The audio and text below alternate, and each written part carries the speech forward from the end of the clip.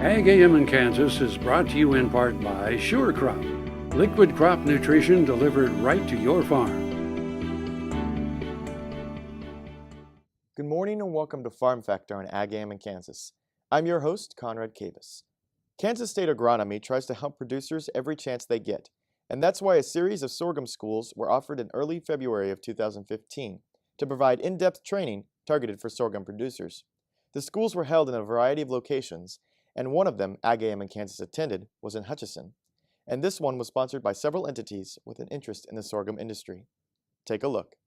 Well, here we are on the sorghum schools, and today I would like to talk about some tips about, sorghum production practices. What are the things that we need to focus, when we are planting sorghum around the state? One of the first main factors is about plant population. So, talking about seeding rates. And then when we are thinking about seeding rates, we need to probably talk, a few tips about if you are in Western Kansas and if we are going in the central area of Kansas. So let's give you a couple of examples. Western Kansas, when we are thinking about seeding rates, we are probably talking about maybe 20 or 30,000 seeds per acre. We would like to get low plant population, and because we know that we probably have some susceptibility to stress and the yield potential might be lower. So what happens if we move from there to the central area of Kansas? In those situations, our recommendations, we are seeing maximization of yields, and their populations are there from 40,000 to 70,000 plants per acre. Seeding rate is very important for farmers to pay attention to when calculating emergence later in the season.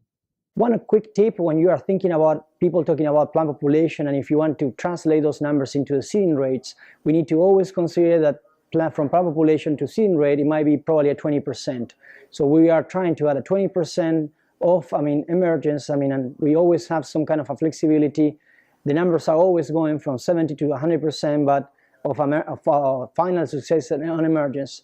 But the numbers that we are using most of the times is 80% as a final emergence.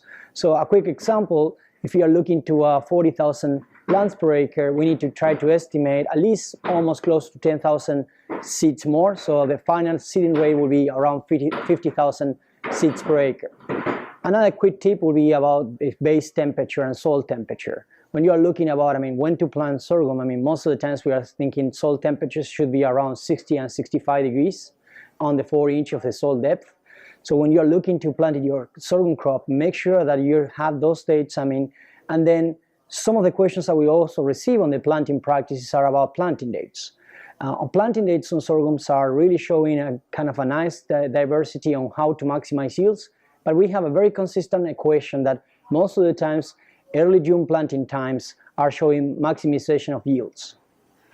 So when you're looking at all the different combining practices, another one that we should also consider will be the narrow row spacing or the row spacing.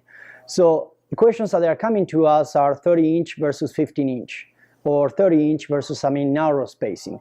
Some of the information that we summarize are showing that the narrow row spacing is adding yields and is a benefit for maximizing yields only in situations when the yields are above 70 bushels. That means that I will narrow row spacing only in situations that I will try to capture more light and I will have high yield potential. What happens in low yielding environments, less than 70 bushels, those environments we are not seeing that much benefit of using narrow row spacing, and 30-inch row spacing, it seems that it's working very well. So last point about hybrid selection. When you are looking at hybrid, we need to look at different points. Standability is one. We are seeing some lodging issues, and we are seeing also tolerance to different disease. So when you're looking to hybrid, make sure that you check the label of the hybrids. Another quick recommendation is also to take a look to the selection of early, medium, or late maturity based on the planting dates. We are almost seeing that planting dates, early June, regardless what different type of hybrids are we using, are maximizing yields. But anytime that we are moving from before early June or later early June, selection of hybrids is making a huge impact. So make sure to do a proper selection of hybrids based on standability, tolerance to this disease, and also make sure that we are matching the growing season, and the length of the growing season with the hybrid selection. Those are just a few quick tips that you need to take into account when we are producing sorghum and when we are trying to maximize, sorghum production around the state of Kansas. Thanks. Thank you for watching this episode of Farm Factor on Ag AM in Kansas. For more of Farm Factor, or if you want to view this program again, visit us on www.agaminkansas.com. or you can like us on Facebook or follow us on Twitter. So have a good day with good luck. Closed captioning brought to you by Kansas Soybean Commission. The Soybean Checkoff Progress, powered by Kansas farmers.